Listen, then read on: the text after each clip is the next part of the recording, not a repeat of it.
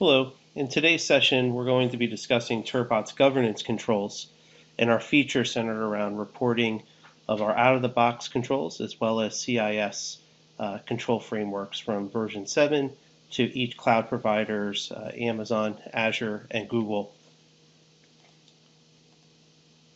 So for some background before we get started, in case you're unfamiliar, Turbot is a governance platform. We're a software company that provides out-of-the-box policies that you can apply to your Amazon, Azure, Google operating system and container layers that can prevent your users from taking actions that are unwarranted. It can also detect issues and automatically repair them in real time. And so Turbot is a platform that's working behind the scenes, allowing your application teams to have native access to your stack so that they can make changes as they see fit. But Turbot's going to constantly monitor and observe what is happening in the environment by capturing all the event streams, so all the actions that are taking place. Turbot updates its own configuration management database, or CMDB.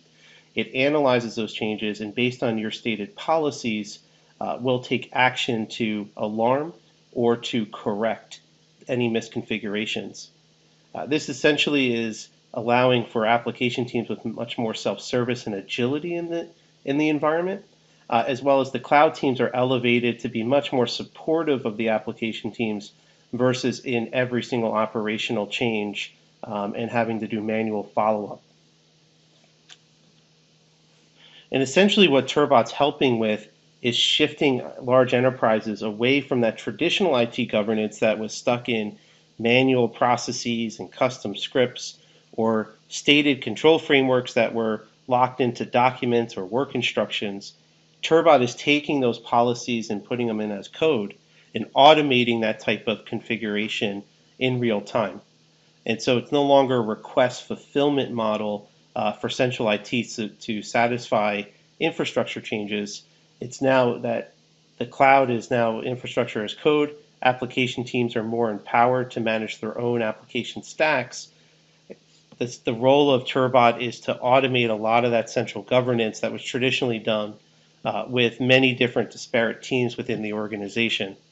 And so that's that real-time event evaluation, that automation around your platform and infrastructure as a service to prevent and correct and give you that full transparency of what is going on at all times, on who is taking a change, what is happening in the environment, when, etc.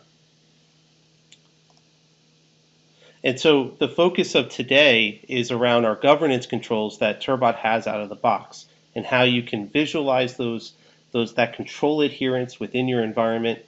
So Turbot has thousands of out-of-the-box policies that are already in place that you could simply point and click or you can configure through code.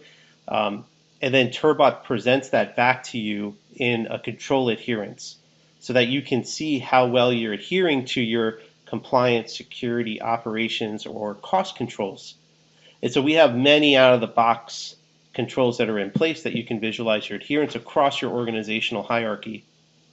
But we also have embedded external control frameworks or standards in place, like CIS, Center for Internet Security, as an example that we're going to focus on today. You can visualize your adherence to those type of control frameworks as well. And because Turbot's completely extensible, you can build your own policies and controls within Turbot so that you can layer in your own governance, risk, and compliance or GRC framework or your internal control framework into Turbot and visualize that in the same light that you would with our out-of-the-box policies and as well as external control frameworks. And so the benefits here is that Turbot is discovering all the changes that are happening in your stack.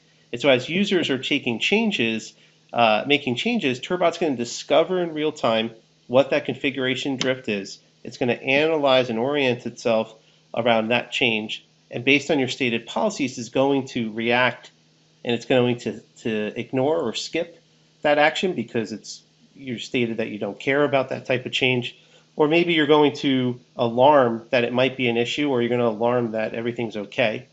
Or you're going to take the action where Turbot's going to automatically reconfigure any misconfigurations in the environment. So that continuous monitoring and compliance of those controls are reported back in real time. So you have real-time visualizations and dashboards that you can filter and slice and dice, so you can visualize all this. And so everything comes in an alarm state so that you can see how these controls are starting to run to then maybe they're marked OK immediately, or they're going from alarm to OK. And we'll talk through some of that and showcase it into a demo. But all these controls are based in a hierarchy, so you can type and categorize those controls so you can visualize them across your clouds and your stack. And then we give you dashboards and the ability to report on these type of controls so that you can graph, filter, search across them. And so one of the value props of Turbot is a consistent definition across your policies, your controls, your resources, all of your user activity. All of this is blended together in our graph backend so that you can relate all these different types of concepts together. So if you have policies for different conditions to approve Amazon S3 buckets, well, that could be very similar definitions for Azure storage accounts or Google storage buckets. And that type of concept of approved controls fits a very similar definition across all three clouds. Or the ability to just look at containers or storage across your clouds and then relate that back to policies or your different types of controls. It's all blended together, so regardless of what you're looking at in the environment, you can see the relation back. Excuse me. You can see the relation back to different types of controls or resources or policies in the environment. And so these type of standard control definitions are things like, whether or not the resource is approved or not. So is this resource allowed to exist? And wonder what conditions. So maybe it needs to be named a certain way, or it only can allow for certain tags, or certain types of configurations very unique in that certain circumstance, or common might be used, like what regions are allowed for this type of resource for it to exist. So whether it lives in a certain area or location or a region, that might mark it unapproved. And then Turbot can alarm if it's unapproved, or it could take action to remove or stop, or different types of actions depending on the resource. But there's also common other controls like active controls. So active controls would state whether or not the resource is active or not. So if it's inactive, maybe based on age, so the time lived of the resource, which is often used for cost controls, so to clean up environments over a certain duration of periods, or maybe it's from a security standpoint, like access keys need to be expired every 90 days. And so these are just controls based on age or last modified, last used. If something's empty or orphan, the activeness of that resource is also a common control across all of your clouds. Encryption in transit, encryption at rest, very standard controls. How is my data protected? So the boundary conditions wrapped around maybe a storage container or a bucket, or more direct on networking around your security groups or your gateways or your routing. Tagging is another core concept. So tagging and labeling across your environments. So to make sure that your resources are tagged in a very consistent manner based on the context of the environment. So Turbot CMDB can provide context of what the configurations are within that environment, pull down information from different data sources to then dynamically tag the resource based on your templates. And a whole other number of different types of standard control definitions across.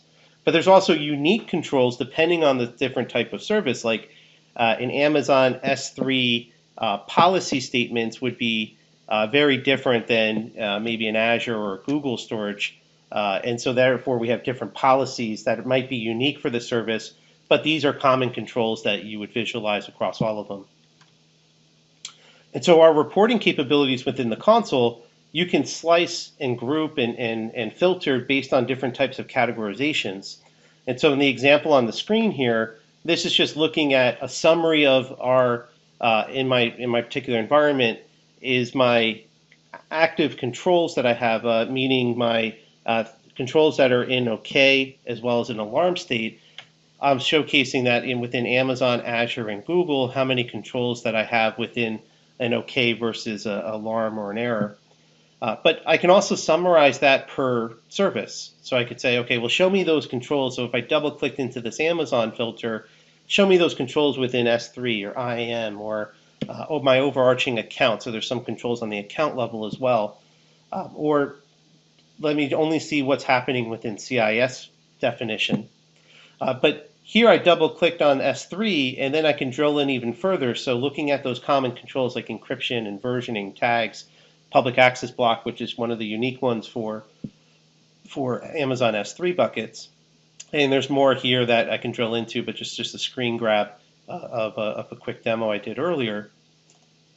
But that same type of view of public access block and encryption and transit at rest, looking at Amazon S3 buckets, whether I'm visualizing that in the console, I can also run GraphQL queries. So Turbot is a GraphQL API service, and we front it with a console that's really just static web pages talking natively to the API.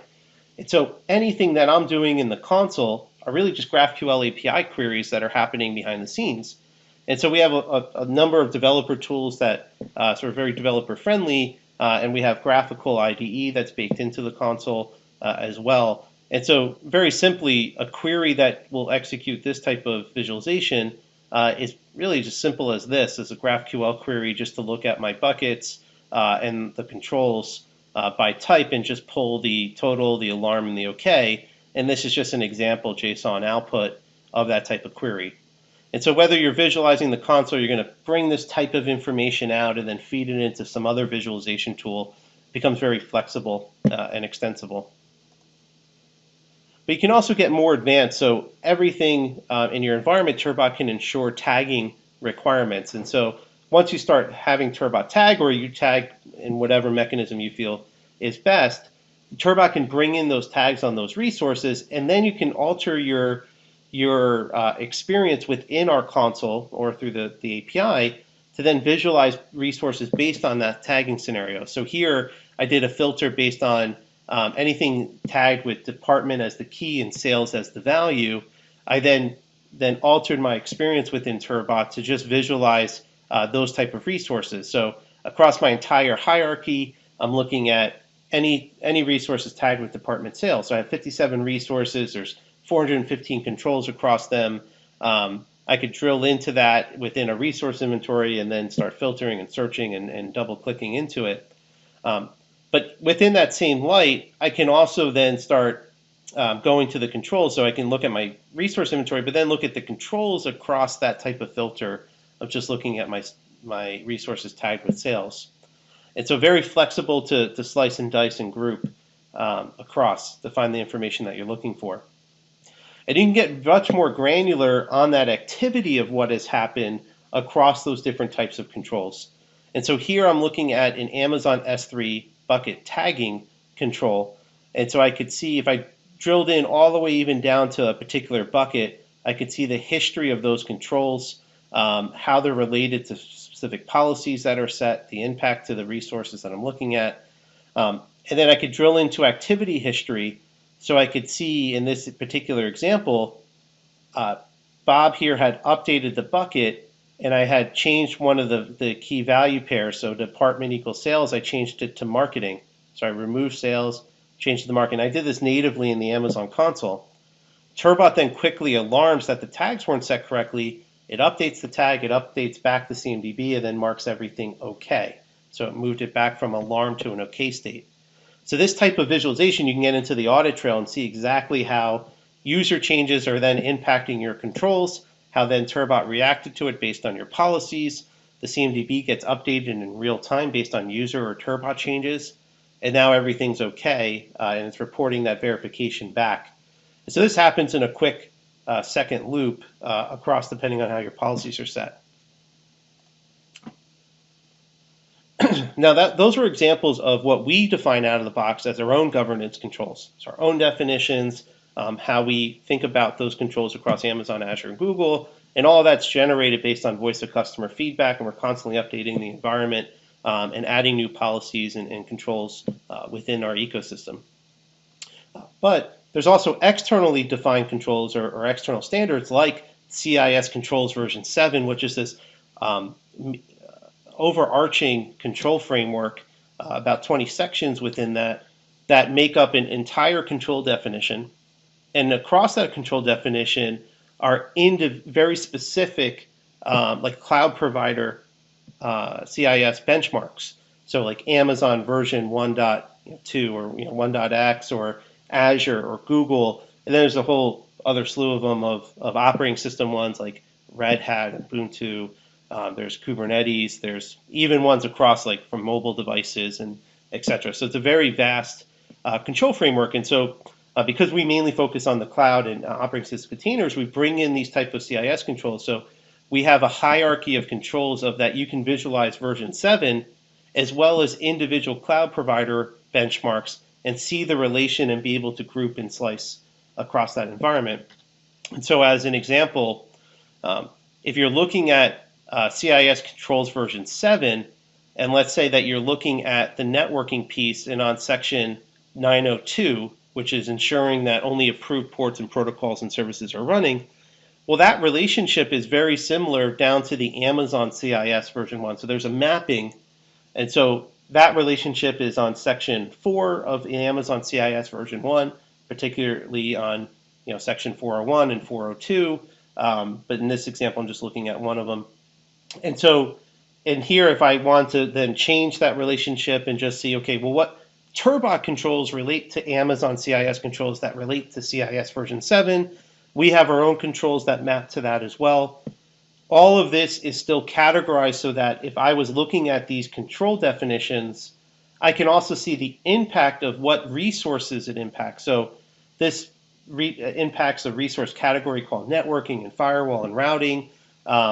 And across, in this example, just looking at Amazon, it's Amazon VPC security groups and security group rules, routing and route tables.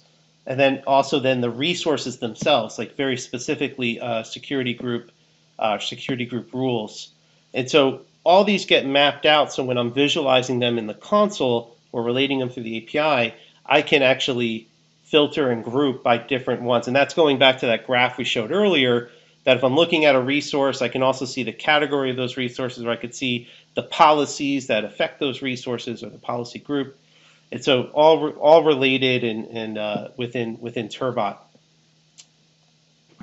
And so when I'm visualizing this back to the control adherence, so if I'm looking at CIS Controls version 7 across Amazon, Azure, Google in my environment, I could see one broader view of version 7. But I can also change that filter back down to a cloud provider focus. So these are the CIS controls per cloud provider summarized.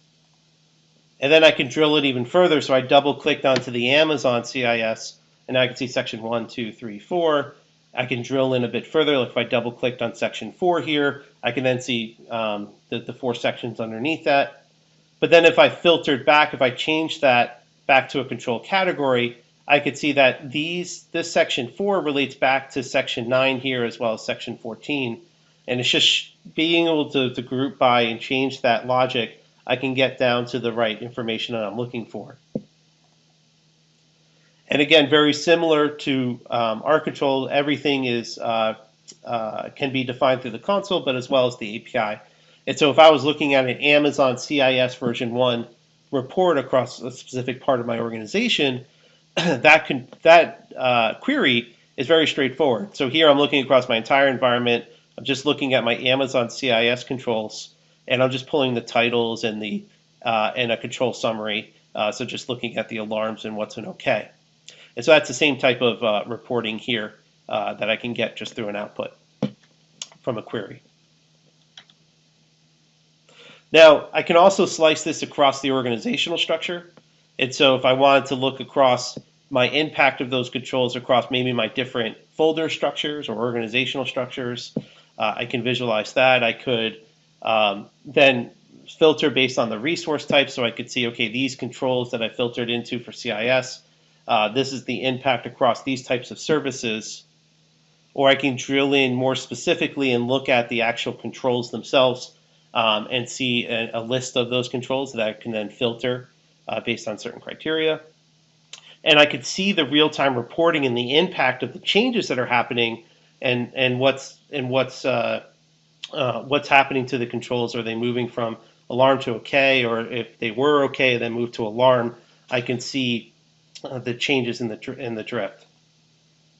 So as an example of one, I have this policy that's in place to reject everything from 0.0, IPv4 and IPv6, and then I have an approve statement that says, well, I might reject everything from 0.0, but I will allow from my internal CIDR ranges, I will allow ports 22, 80, and 443.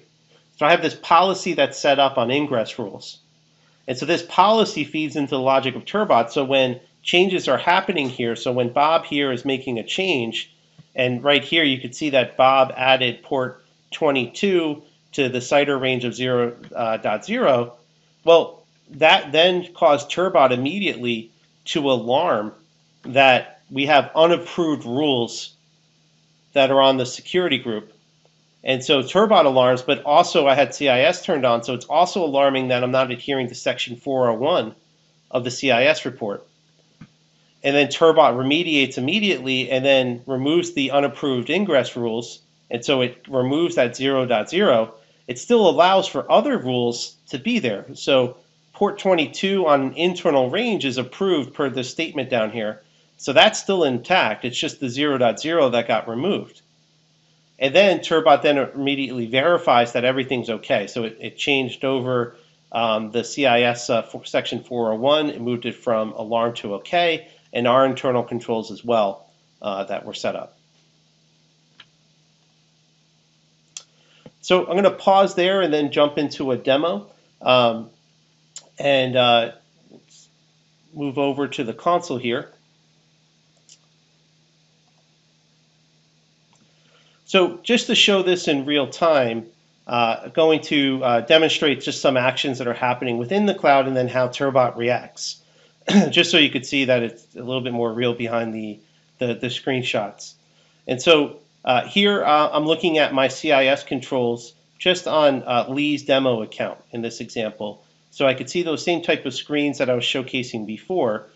So if I wanted to drill into a very particular section here, like section 1 of the CIS report, maybe drill down to a very specific section here of section 107 that ensures that my IAM password policy requires at least one symbol. Well, here I'm looking at this account password policy and it shows that I'm green for that particular setting.